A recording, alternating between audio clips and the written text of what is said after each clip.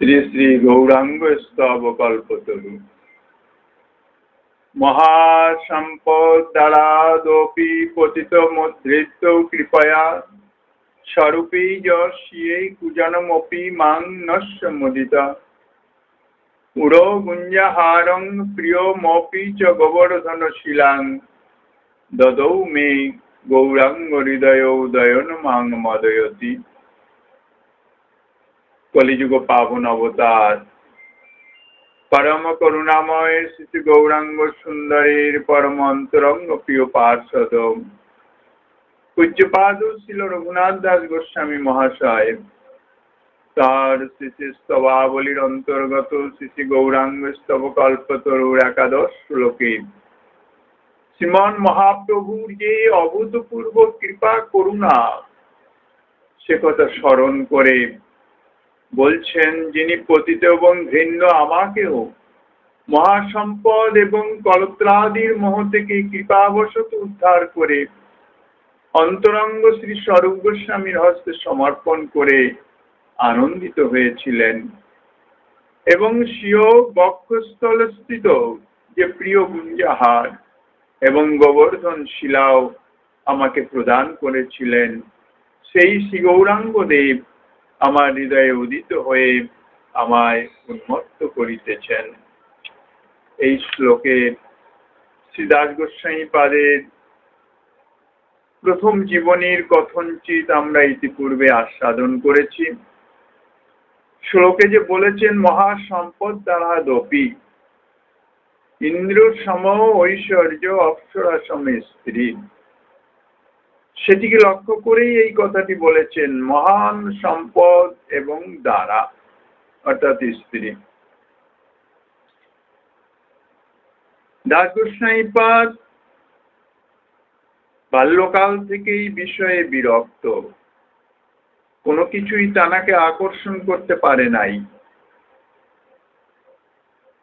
তানার মাতা পিতাকে পুত্র পাগল হয়েছে বলে বন্ধন করে রাখার নির্দেশ দিয়েছিলেন। তার উত্তরে পিতা বলেছিলেন, চৈতন্য চন্দ্রের কৃপা হইয়াছে ইহারে, চৈতন্য চন্দ্রের বাতুল কে রাখিতে পারে।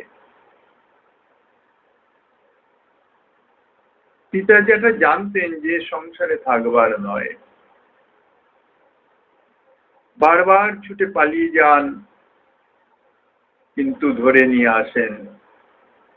তারপর নিতাই চাঁদের বিশেষ কৃপাতে তাদৃশ সুযোগ এসে উপস্থিত হলো, তিনি নীলাচলের দিকে রওনা হয়ে গেলেন।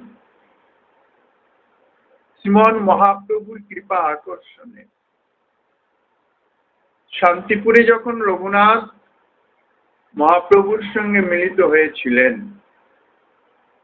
তখন মহাপ্রভু তাকে তার এই যে উন্মাদনা, বারবার গৃহ ত্যাগ করে মহাপ্রভুর চরণের উদ্দেশ্যে নীলাচলের দিকে যাত্রা, আর বারবার বাধা প্রাপ্ত হয়ে ধরে নিয়ে আসে, মনে দুঃখী হওয়া,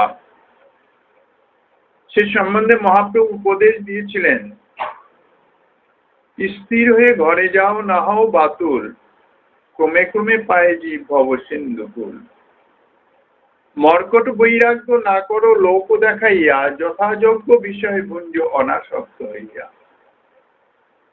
মহাপ্রভুর এই উপদেশ বাণী রঘুনাথকে লক্ষ্য করে বলেছেন ঠিকই, কিন্তু আমাদের সকলেরই আদর্শ হওয়া উচিত। ভজন অত্যন্ত গোপন বস্তু। ভজনের যে একটা অভিমান, এটি সদা সর্বদাই এসে উপস্থিত হয় এবং সেই অভিমানই ভজন জীবন থেকে চ্যুত করে দেয়, নানাবিধ প্রতিবন্ধকতা, লাভ, পূজা প্রতিষ্ঠা বা ভোগাকাঙ্ক্ষা ইত্যাদিতে নিমজ্জিত করে দেয়। রঘুনাথ দাস গোস্বামী পাদ সেই আদর্শ নিয়ে পরে যখন নীলাচলের উদ্দেশ্যে রওনা হলেন, মহাপ্রভুর কৃপা আকর্ষণে, প্রভুর যখন কৃপা হবে তখনই জীব ভগবত পাদ পদ্মে পৌঁছাতে পারবে, তাছাড়া নয়। কিন্তু সেই কৃপা প্রাপ্তির জন্য সদা সর্বদাই নিষ্কপট ভাবে চেষ্টা তো করে যেতে হবে। অনাদিকাল থেকে জীব ভগবত পাদ পদ্ম বিচ্ছিন্ন হয়ে নিজ ভোগাকাঙ্ক্ষা ভোগ সুখ চরিতার্থ করবার জন্য 84 লক্ষ জনিতে নিরন্তর ভ্রমণ করিতেছে। এমন মায়ার মুগ্ধতা যে তারা যে ত্রিতাপ জ্বালায় জর্জরিত হইতেছে, সে অনুভূতিটি পর্যন্ত নাই। একমাত্র ভগবত কৃপা যখন মহতির মাধ্যম দিয়ে তাহার প্রতি বর্ষিত হয়, কৃপার এমনই শক্তি তাহার সেই যে অনুভব শক্তিকে জাগরিত করে দেয়। এখন তাদৃশ মহৎ কৃপা পাওয়া অত্যন্ত দুর্লভ। তবুও কোনো ভাগ্যে যদি কেউ একটু মহৎ কৃপা পায়, তারপরে যদি সে সাধু সঙ্গ করে, নিষ্কপট ভাবে সাধু সঙ্গ করলে, সাধু মুখে ভগবত কথা শ্রবণ করলে, ভগবত কথা অমোঘ বীর্যশালী। কপিল দেবাহুতি সংবাদে কপিল ভগবান মাতা দেবাহুতিকে বলেছেন যে সাধু সঙ্গের প্রভাবে সাধুর নিকটে গেলে আমার অমোঘ বীর্যশালী আমার কথা শ্রবণের সৌভাগ্য লাভ হয়। আর আমার কথার এমন শক্তি আছে, চিত্ত শোধনকারীর শক্তি। চিত্ত শোধিত মানে অনাদি জন্ম থেকে যে কামনা কলুষতা আমাদের চিত্তকে কলুষিত করে রেখেছে, সসুখ ভোগাকাঙ্ক্ষা, নিজের সুখভোগের ইচ্ছা, আনন্দময়ের অংশ হিসাবে আমরা সদা সর্বদাই আনন্দ বা সুখ পেতে চাই। দুঃখ পেতে কেউই চাই না। কিন্তু এমনই আমাদের দুর্দৈব যে দুঃখ না চাইলেও দুঃখ এসে উপস্থিত হয়, আর সুখ চাইলেও সুখ কোথায় পালিয়ে যায় খুঁজে পাই না। তার কারণ যথার্থ সুখ যে আছে কোথায় সেটি তো আমরা জানি না। যেখানে যে বস্তুটি নাই সেখানে সেই বস্তুটির অন্বেষণ করে বেড়াই। সুখানুসন্ধান, সুখপ্রীতি বা সুখ লাভের আকাঙ্ক্ষা এটি আমাদের স্বরূপগত। কেননা আমরা তো আনন্দময়ের অংশ, আনন্দ চাই, কিন্তু আনন্দ কোথায় পাই? নিজ সুখভোগের আকাঙ্ক্ষাই আমাদের এই আনন্দ প্রাপ্তির সর্বপ্রথম এবং প্রধান প্রতিবন্ধক। ভোগ সুখ আকাঙ্ক্ষার ফলে আমরা মায়ার কারাগারে আবদ্ধ হয়ে আছি, মায়ায় মুগ্ধ হয়ে আছি। মায়িক প্রদত্ত যে এই শরীরটি, পাঞ্চভৌতিক নাশবান এই শরীরটিকে আমি মনে করে, আমি অনুভূতি করে, এটা মনে করা নয়, কল্পনা করা নয়, শরীরের প্রতি রন্ধে রন্ধে যেন আমার সত্তাটি মিশে আছে। আমি শরীর ছাড়া অন্য কিছু আর ভাবতে পারি না।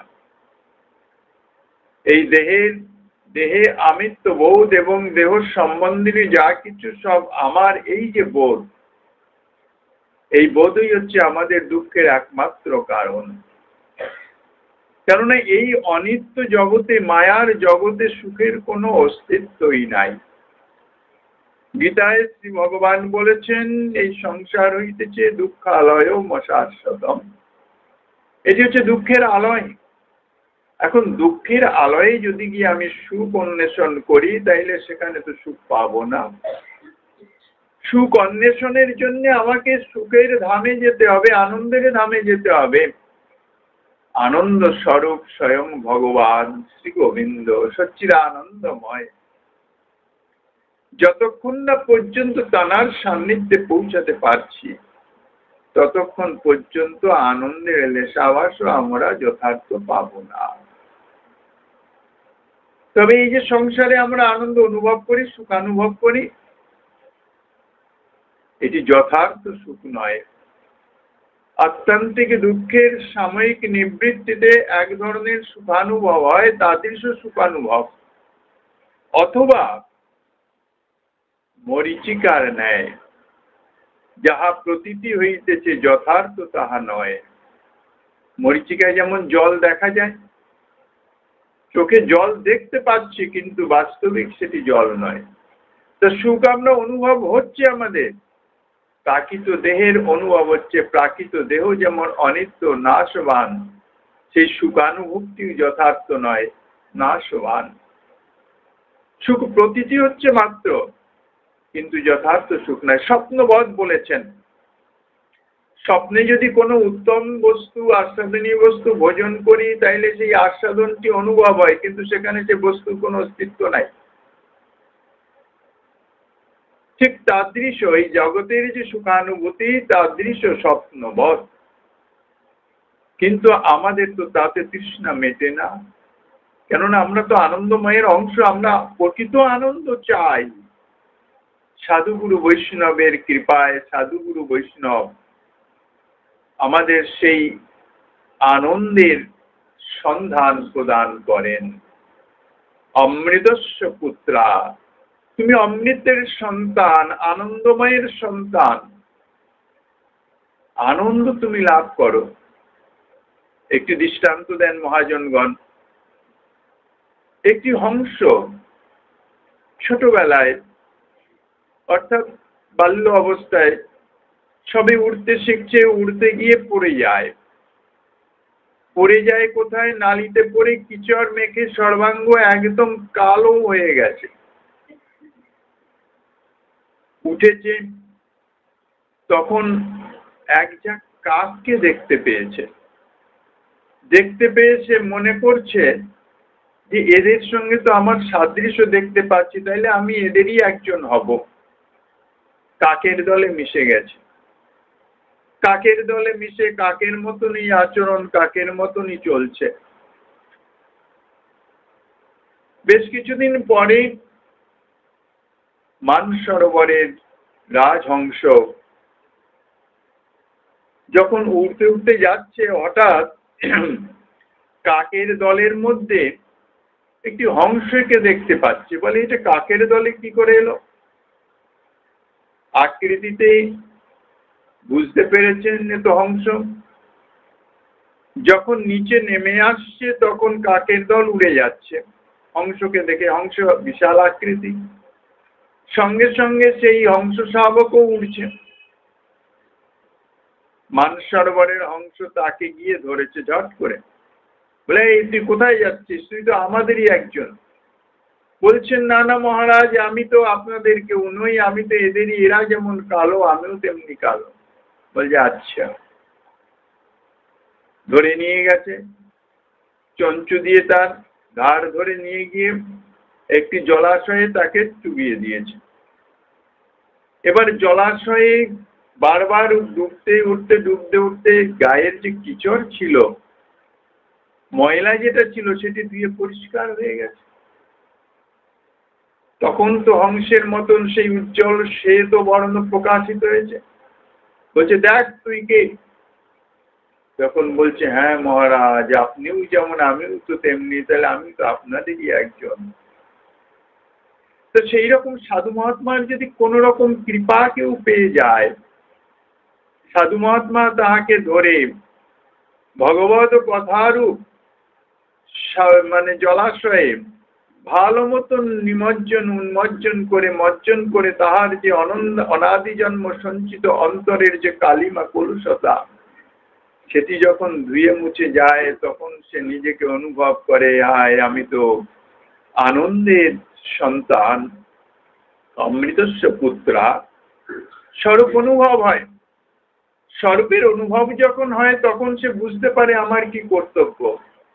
মিঠাই বিধাই হংস যেমন মনে করছে, হায় এতদিন আমি বিধাই কাকেদের দলে ছিলাম, সেই রকম তখন তার অনুভব আছে, হায় বিধাই আমি জীবনের এতদিন নষ্ট করে ফেললাম এই বৃথা মিথ্যা সংসারের মধ্যে মধ্য হয়ে। যাহা করার জন্যে আমি এসেছি, ভগবান আমাকে দুর্লভ মনুষ্য দেহ দিয়ে পাঠিয়েছেন, তাহা তো কিছুই করিতে পারিলাম না, অকৃতজ্ঞ আমি। তার অনুভব জাগে, অনুশোচনা জাগে। মহতের কৃপাতে ভগবৎ পাদপদ্ম প্রাপ্তির জন্য নিষ্কপট চেষ্টা করতে থাকেন। যে যথার্থ নিষ্কপট চেষ্টা করে ভগবত কৃপাতে, সে ক্রমশ অগ্রসর হতেই থাকে, তার পশ্চাৎপাত হয় না। কারণ যে নিজেকে সাহায্য করে, ভগবান তাহাকে সাহায্য করেন। নিজেকে সাহায্য মানে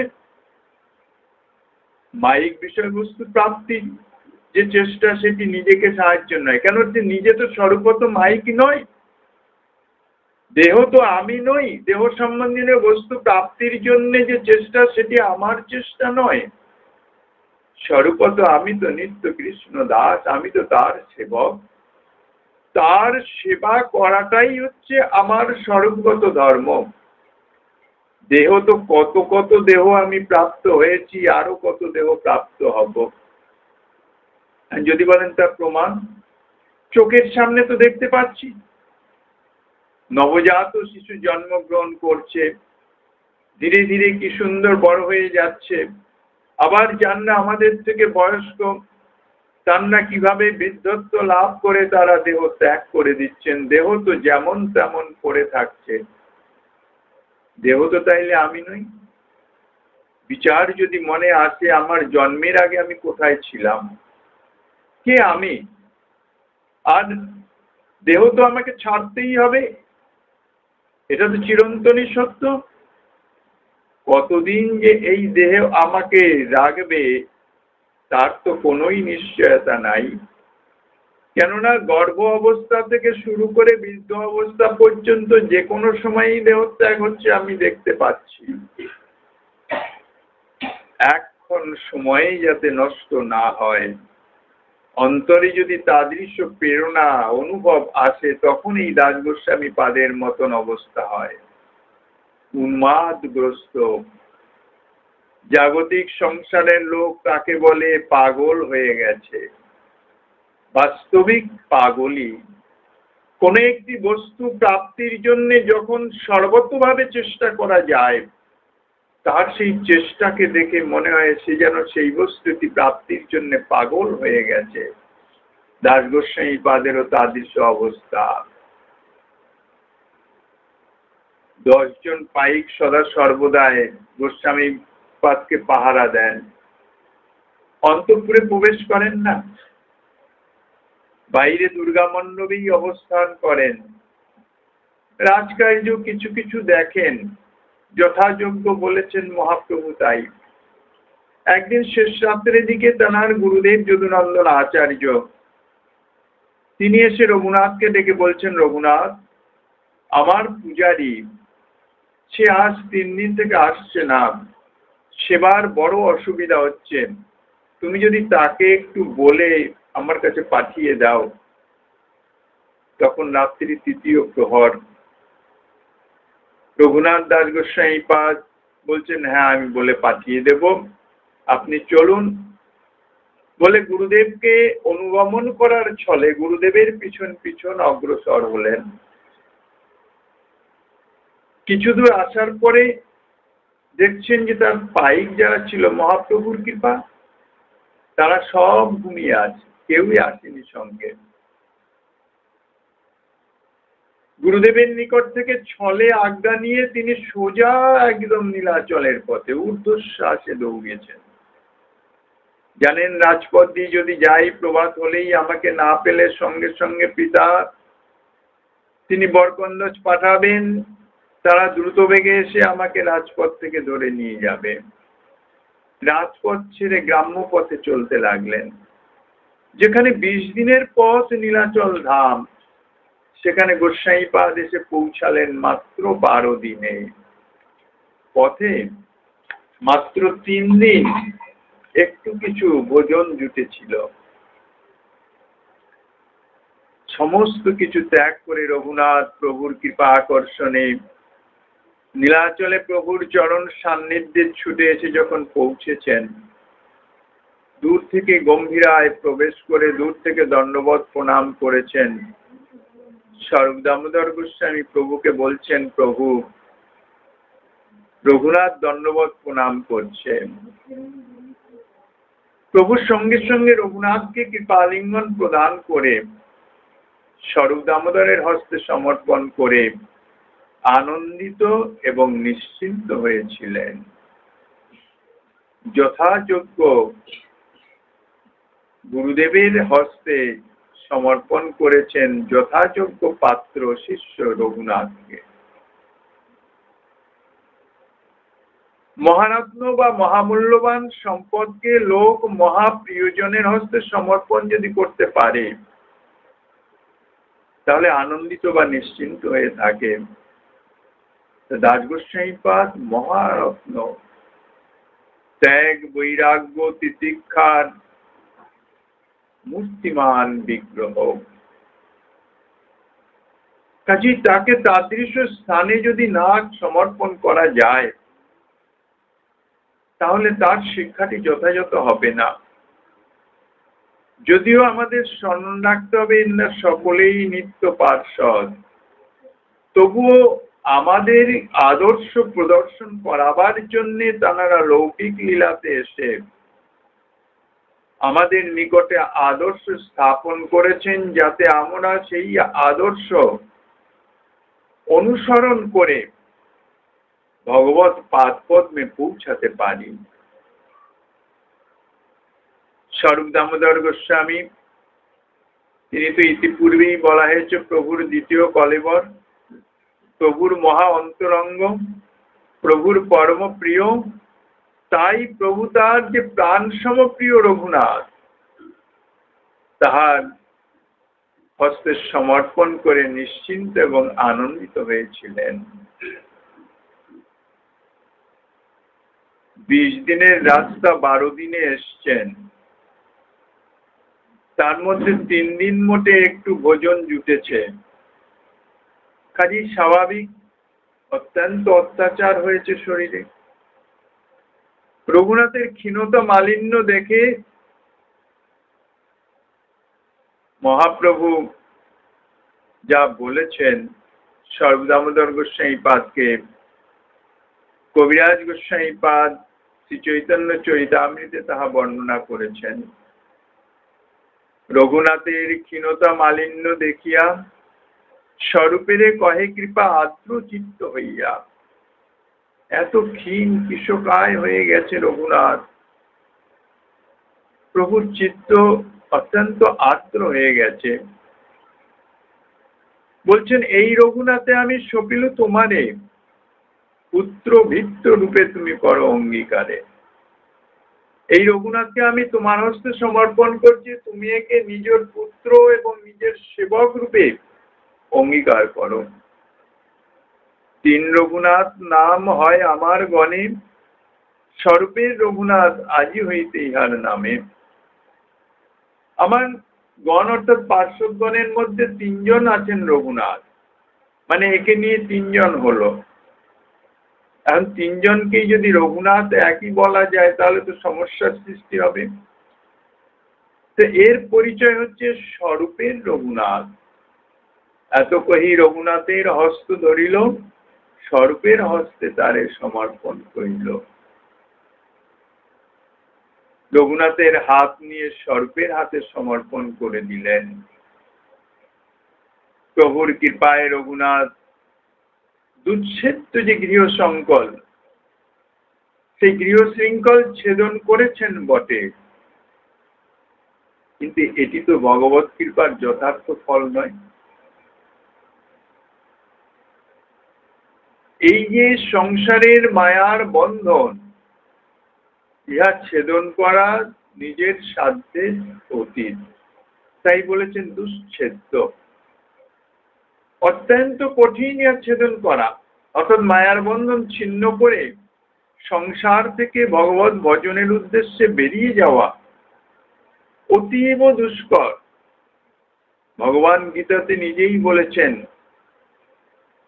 মামেব যে প্রপদ্যন্তে মায়ামে তাং তরন্তিতে। মায়ার বিশেষণ দিয়েছেন মম মায়া দূরত্বয়া, একে অতিক্রম করতে পারে না কেউই না। কে পারে? যে একমাত্র কায় মনোবাক্যে আমার শরণাপন্ন হয় সেই পারে। এই জন্য বলেছেন দুশ্ছেদ্য গৃহ শৃঙ্খল। রঘুনাথ দাস গোস্বামীপাদ বহুবার চেষ্টা করেছেন, নিষ্কপট ভাবেই চেষ্টা করেছেন, পারেন নাই। কেননা ভগবত কৃপা না হলে গৃহের শৃঙ্খল অর্থাৎ মায়ার বন্ধন ছিন্ন হয় না, পারে না সে মায়ার বন্ধন ছিন্ন করতে। যাই হোক, প্রভুর কৃপাতে সেই বন্ধন ছিন্ন করে প্রভুর পাদপদ্মে পৌঁছে গেছেন। প্রভুর প্রকট লীলা কাজে প্রভুর পাদপদ্মে পৌঁছে গেছেন। সংসার বন্ধন ছিন্ন করা অর্থাৎ সংসার থেকে বেরিয়ে আসাটাই কিন্তু যথার্থ নয়। ভগবত কৃপার এটা হচ্ছে আনুষঙ্গিক ফল। সংসার বন্ধন ছিন্ন হবে কখন? যখন সংসারে বিরক্তি আসবে। সংসারে যতদিন আমাদের আসক্তি আছে ততদিন পর্যন্ত সংসার বন্ধন ছিন্ন হইবার নাই, কেননা আসক্তি বন্ধনের কারণ। প্রাকৃত দৃষ্টিতে ঘর ত্যাগ করে আমি হয়তো কোনো ভগবত ধামে গিয়ে অবস্থান করতে পারি, কিন্তু এটি সংসার বন্ধন ছিন্ন হওয়ার কথা নয়। সংসার অর্থাৎ এই জড়জাগতিক, এক কথায় নিজের ভোগ সুখ আকাঙ্ক্ষা, দেহাবেশ গেহাবেশ। সেই দেহাবেশ গেহাবেশ যতক্ষণ পর্যন্ত ছিন্ন না হচ্ছে, আমার ভোগ সুখ আকাঙ্ক্ষা যতক্ষণ পর্যন্ত না দূরীভূত হচ্ছে, দেহে ইন্দ্রিয়াদির সুখকর বিষয়ে যতক্ষণ না আমার কাছে পরম দুঃখকর বলে অনুভব হচ্ছে, জড়জাগতিক বিষয়ে আসক্তির পরিবর্তে যতক্ষণ না বিরক্তি অনুভব হচ্ছে, ততক্ষণ পর্যন্ত যথার্থ তার সংসার ত্যাগ হয় না, মায়ার বন্ধন ত্যাগ হয় না। ভগবত পাদপদ্মে পৌঁছাবার বা ভগবত ভজনের এটি হচ্ছে প্রাথমিক অবস্থা, মায়ার বন্ধন ত্যাগ।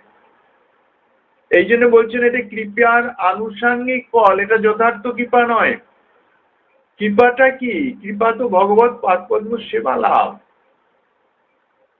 প্রভুর কৃপার মুখ্য ফল হচ্ছে ব্রজরস মাধুর্যের আস্বাদন, অনুগৃহীতকে ধন্য করা। ব্রজরসের যে মাধুর্য, তার আস্বাদন লাভ করা, অর্থাৎ ব্রজেন্দ্র নন্দন শ্রীকৃষ্ণ বা যুগল কিশোরের সেবা লাভ, সেটি হচ্ছে যথার্থ কৃপা। কৃপার মুখ্য ফলই তাই। যেমন হরিনামের আনুষঙ্গিক ফল হচ্ছে সংসার বন্ধন মোচন, এমনকি মুক্তিকেও বলেছে আনুষঙ্গিক ফল, আত্মান্তিক দুঃখ নিবৃত্তি। ভগবত পাদপদ্ম সেবা লাভই হচ্ছে মুখ্য ফল। আর জীবের সেটি হচ্ছে স্বরূপানুবন্ধী কর্তব্য বা সেটি সাধ্য, সেটি তার একমাত্র প্রাপ্তব্য বস্তু। কৃষ্ণ প্রাপ্তির উপায় বহুবিধ হয়, কৃষ্ণ প্রাপ্তির তাৎপর্য বহুত আছয়। স্বয়ং ভগবান শ্রীকৃষ্ণ অনন্ত কোটি ভগবৎ স্বরূপে অনন্ত কোটি ব্রহ্মাণ্ড ধামে তিনি বিরাজমান। যে কোনো এক স্বরূপের সেবা লাভ করলেই কৃষ্ণ প্রাপ্তি হয়ে যায়, কিন্তু সেটি সর্বোত্তম প্রাপ্তি হয় না। কেননা স্বয়ং ভগবান শ্রীকৃষ্ণ সর্বোচ্চ কক্ষায় ঐশ্বর্যের মাধুর্যের একদম চরমতম কক্ষায় অবস্থিত হচ্ছেন ব্রজেন্দ্র নন্দন। সেই ব্রজেন্দ্র নন্দন শ্রীকৃষ্ণের যে সেবা লাভ, সেটি হচ্ছে চরম লাভ, যেটি প্রাপ্ত হলে আর কিছু প্রাপ্তির আশা কখনো জাগে না, কিছু প্রাপ্তির বাকি থাকে না। এই জন্যে সাধুগুরু বৈষ্ণবের কৃপা, যথার্থ কৃপা তখনই হবে যখন এই ব্রজরস মাধুর্যের সে আস্বাদন লাভ করতে পারবে। সাধুগুরু বৈষ্ণবের কৃপা কখন হয়?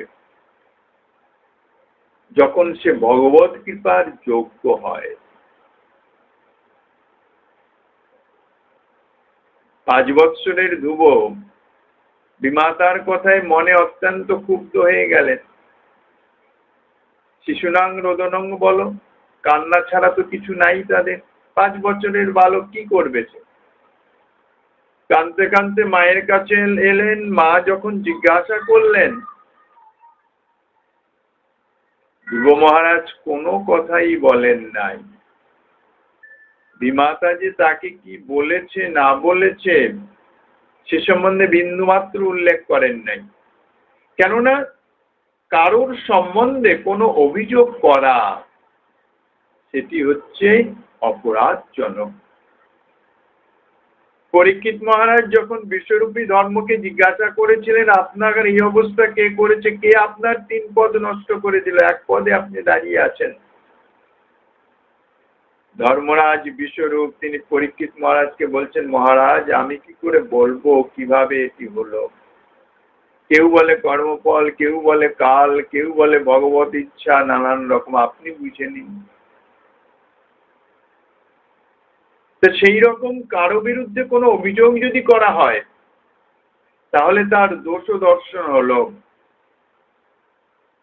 সেই অভিযোগকারী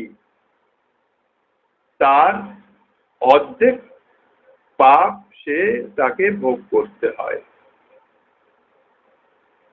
এই জন্যে ধ্রুব মহারাজ কিচ্ছু বললেন না। মাতা সুনীতি, অন্যান্য পরিচারিকা যারা সেখানে উপস্থিত ছিল তাদের মুখ থেকে সবকিছু ঘটনা শুনলেন। অন্তরে দুঃখিতা হলেও সৎ মাতা সাধু সঙ্গের ভগবত কথা শ্রবণ করতেন নিত্য। সুনীতি মাতার কি জাতীয় অন্তরের ভাব, মহৎ সঙ্গের কি জাতীয় প্রভাব। সুনীতি মাতা যেখানে সৎসঙ্গে যেতেন, ভগবত কথার একটা অনুষ্ঠান ছিল, বেশ কিছুদিন ধরে সেখানে ভগবত কথা হচ্ছিল, ভগবত কথা শ্রবণ করতে নিত্য যেতেন, ধ্রুবকে নিয়েও যেতেন সঙ্গে। শিশুদের ছোটবেলা থেকেই ভগবত কথা প্রসঙ্গের মাধ্যমে নিয়ে সে সংস্কার তৈরি করতে হয়, যাতে সে জনজাগতিক সংস্কারে ভেসে না যায়। আধ্যাত্মিক সংস্কার, পারমার্থিক সংস্কার তার মধ্যেও সঙ্গে সঙ্গে গড়ে ওঠে, সেই চেষ্টা। কথা সমাপ্তির দিনে মহাত্মাদের যিনি মহান্ত, তিনি সুনীতি মাতার নিত্য ভগবত কথা শ্রবণের যে গাঢ় আগ্রহ, উৎকণ্ঠা, প্রীতি দেখে তাকে ডেকে বললেন যে, মা তুমি নিত্য শ্রবণে আসতেন, আমি খুবই সন্তুষ্ট হয়েছি, বলো তোমার কি চাই, বর প্রার্থনা করো। সিদ্ধ মহাত্মা সমস্ত কিছু দিতে পারেন। মাতা সুনীতি বলছেন, বাবা আপনাদের মুখে ভগবত কথা শ্রবণ করেছি, এটাই তো আমার পরম লাভ। আমার তো কিছু পাওনা নেই, কিছু চাওয়ার নেই, কিছু আকাঙ্ক্ষা নেই। বলছেন, না তবু আমার ইচ্ছা হচ্ছে, তুমি চাও, তোমার যে কোনো একটা কিছু আমাদের কাছে থেকে চেয়ে নাও। বলছেন, বাবা যদি আপনি সত্য সত্যই দিতে চান তাহলে আমাদের মহারাজের দ্বিতীয় পত্নী সুরুচির এখনো কোনো সন্তান হয়নি, আপনি কৃপা করেন তার জন্য একটা সন্তান হয়। তার কি জাতীয় মনোভাব সুনীতির হয়েছে কি করে?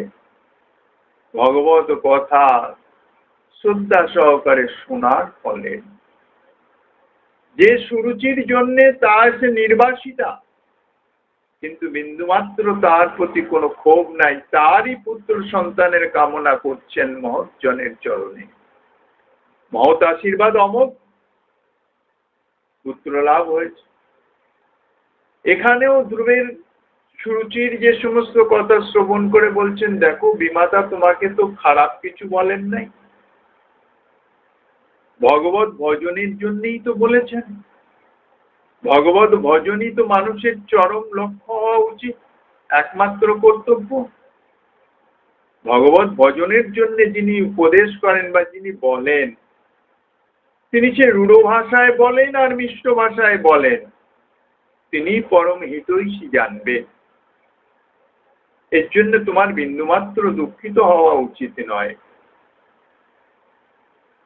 ধ্রুব বলছেন, মা, ভগবত ভজন কি আমি তো জানি না, তিনি কোথায় থাকেন? মাতা বলছেন, তিনি তো সর্বত্রই থাকেন, তাকে যদি তুমি আন্তরিকভাবে ডাকো তিনি অবশ্যই দর্শন দেবেন। ভগবত ভজন করাই একমাত্র কর্তব্য। বলছেন, আমি ভজন করতে যাব, বলে যাও, এক মুহূর্ত দেরি নয়। আমি গর্বিত হব যে আমার পুত্র ভগবত ভজনে গেছে। ধ্রুবও রওনা হয়েছে ভগবত ভজনে, কিন্তু এই যে ভগবত ভজনের উদ্দেশ্যে তার যে গমন, তার যে উৎকণ্ঠা, এটি ভগবত কৃপা। কিন্তু এমনি এমনি তো ভগবত ভজন হবে না, পথ নির্দেশক চাই। ভগবান নারায়ণ নারদকে পাঠিয়ে দিলেন। উদ্দেশ্য কি? উদ্দেশ্য হচ্ছে যে জীবের প্রতি ভগবত কৃপা হয় তার সংসারে বিরক্তি আসে। ভগবান তাকে কৃপা করেন, তার সান্নিধ্যে মহৎকে পাঠিয়ে দেন। মহতের মাধ্যমে, মহতের সঙ্গে, মহতের উপদেশে তার জড়জাগতিক সংসারের অনিত্যতা ইত্যাদির অনুভব হয়, সংসারে বিরক্তি আসে। তারপরে মহৎ তাকে যথাযথ পন্থা, উপদেশ ইত্যাদি দিয়ে ভজনে প্রবৃত্ত করে ভগবত পাদ পদ্মে পৌঁছে দেয়। এই ভগবত পাদ পদ্মে পৌঁছে দেওয়াটাই হচ্ছে যথার্থ কাজ, যথার্থ কৃপা। আনুষঙ্গিক কৃপা সংসার বন্ধন না। সংসারে বিরক্তি না আসলে ভগবত ভজনে কখনো স্থিতি আসে না, ভগবত ভজনে আসক্তি আসে না। তো সংসারে বিরক্তিটি প্রথম, এই জন্য এটি কৃপার আনুষঙ্গিক ফল। আর ভজন করতে করতে করতে করতে ধীরে ধীরে যে প্রেম প্রাপ্তি এবং প্রেম পূর্বক ভগবত প্রেম সেবা লাভ, সেটি হচ্ছে ভগবানের যথার্থ কৃপা। শ্রীমন মহাপ্রভু জগতে এসেছেন কলির জীবকে দুর্লভ বস্তু প্রদান করবার জন্য। জগতের সবচেয়ে রায় রামানন্দ সংবাদে শ্রীমন মহাপ্রভু রামানন্দের মুখে প্রমাণ করেছেন রাধা প্রেম সর্বসাধ্য সার। অর্থাৎ রাধারানী শ্রী গোবিন্দের যেভাবে প্রেম সেবা করেছেন সেই সেবাই হচ্ছে চরমতম। তাহলে মহাপ্রভু সেই বস্তু দান করবার জন্যই এসেছেন। এই জন্যই বলছেন ব্রজরস মাধুর্যের যথার্থ শিক্ষা গুরু। শিক্ষা গুরু শুধু নন, তিনি তো স্বয়ংই তাই, ব্রজরসের মূর্তিমান বিগ্রহ। কেননা তিনি তো রাধা ভাবদ্যুতি সুবলিতম শ্রীকৃষ্ণ স্বরূপ। ব্রজেন্দ্র নন্দন শ্রীকৃষ্ণই কৃষ্ণ প্রেমের ভান্ডারী শ্রীমতী রাধারানীর সঙ্গে মিলিত হয়ে, একীভূত হয়ে সেই রাধা প্রেম জগতের জীবকে প্রদান করবার উদ্দেশ্যে এসেছেন। কিভাবে করতে হবে, কিভাবে পেতে হবে, তাহা তিনি নিজে আচরণ করে শিক্ষা দিয়েছেন, নিজের পার্শ্বদগণের মাধ্যমে আচরণ করিয়ে শিক্ষা দিয়েছেন। এই জন্য তিনি শিক্ষা গুরু। স্বরূপের হস্তে শ্রী রঘুনাথকে সমর্পণ করে বলছেন, স্বরূপ, রঘু আমার বড়ই প্রিয়। এই যে কত বড় সৌভাগ্যের কথা! ভগবান যদি কাউকে অঙ্গীকার করে নেন না নিজের প্রিয়জন বলে, এর থেকে বড় সৌভাগ্য আর কিছু নাই। বড় বড় সৌভাগ্যের কথা। আমরা প্রভুকে প্রিয় ভাবতে পারি, প্রভুকে ভালোবাসতে পারি, কিন্তু প্রভু কি আমাকে ভালোবাসেন? অর্থাৎ আমি কি যথার্থ প্রভুর সেই ভালোবাসার যোগ্যতা লাভ করেছি? প্রভু যদি আমাকে ভালোবাসেন তাইলেই তো যথার্থ আমি তার হব। তা প্রভু বলছেন, রঘু আমার বড়ই প্রিয়, তুমি একে সন্তানের ন্যায় স্নেহ করো। পুত্র এবং ভিত্রের ন্যায় বলেছেন। পুত্র ভিত্র রূপে তুমি করো অঙ্গীকার। দুটো বিশেষণ দিয়েছেন, একটি পুত্র, একটি ভিত্র। স্নেহটি করবে নিজের পুত্রের ন্যায়, কেননা পুত্রের প্রতি বাৎসল্য সর্বাধিক প্রকাশিত হয়। এই জন্য সন্তানের ন্যায় স্নেহ করো। আর ভৃত্যের ন্যায় একে সেবা প্রদান করো, অর্থাৎ তোমার ভৃত্যের ন্যায় তোমার সেবাও করবে। আমার এই পরম প্রিয় বস্তুটি আজ থেকে আমি তোমার হাতে সমর্পণ করলাম। উদ্দেশ্য এই যেন সর্বতভাবে সংরক্ষিত হয়, বর্ধিত হয়। 3 রঘুনাথ আমার কাছে আজ থেকে এর পরিচয় হচ্ছে স্বরূপে রঘুনাথ। স্বরূপ তো প্রভুর অন্তরঙ্গ। প্রভুর যে কত বড় কৃপা পাত্র রঘুনাথ স্বরূপ দামোদর অনুভব করলেন। স্বরূপ কহে মহাপ্রভুর যে আজ্ঞা হইল, এত কহি রঘুনাথে কোন আলিঙ্গিল। মহাপ্রভুর যে আজ্ঞা বলে মহাপ্রভুর প্রদত্ত রঘুনাথকে তিনি যে সর্বতভাবে অঙ্গীকার করলেন, তার নিদর্শন স্বরূপ আবার রঘুনাথকে তিনি বুকে জড়িয়ে ধরলেন, প্রেমালিঙ্গন প্রদান করলেন। এইভাবে স্বরূপের হস্তে সমর্পিত হয়ে রঘুনাথ দাস গোস্বামী পাদের